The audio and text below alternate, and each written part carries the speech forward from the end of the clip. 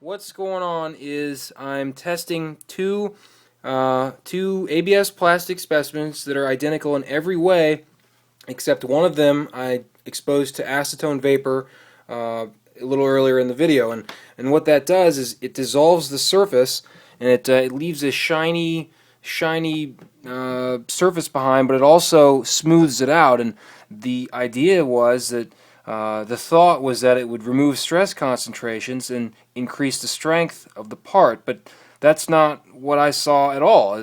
What I actually saw was that it softened it. It reduced the stiffness, it reduced the yield strength of the part, even after it was given 24 hours to dry. So there's no reasonable reason to conclude that acetone does anything other than soften it. So, but I've also got here a little microscope to get a closer look at some of the stress lines on this one. I'll only show you this one. The failure mode was actually identical between the two, but it's just kind of cool to look at that. The stress lines on this surface here.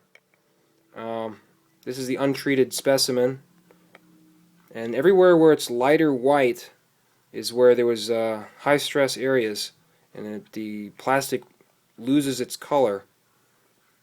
There you go. Refocus. And it's just kind of neat. The edges there's lots of little spikes on this edge here because that's where it was printed on that surface, and I had to clean it up with a razor, but it's still not perfect, so it creates little stress concentrators there too. But apparently that doesn't really matter because acetone vaporing it still has a softening effect overall. Here, let's take a look at the thing here. Just kind of neat to see. That's all. I guess there's really nothing to be learned at this point, other than that the other specimen looks exactly the same. You know, the difference in the results wasn't caused by failure mode. It was just a difference in stiffness.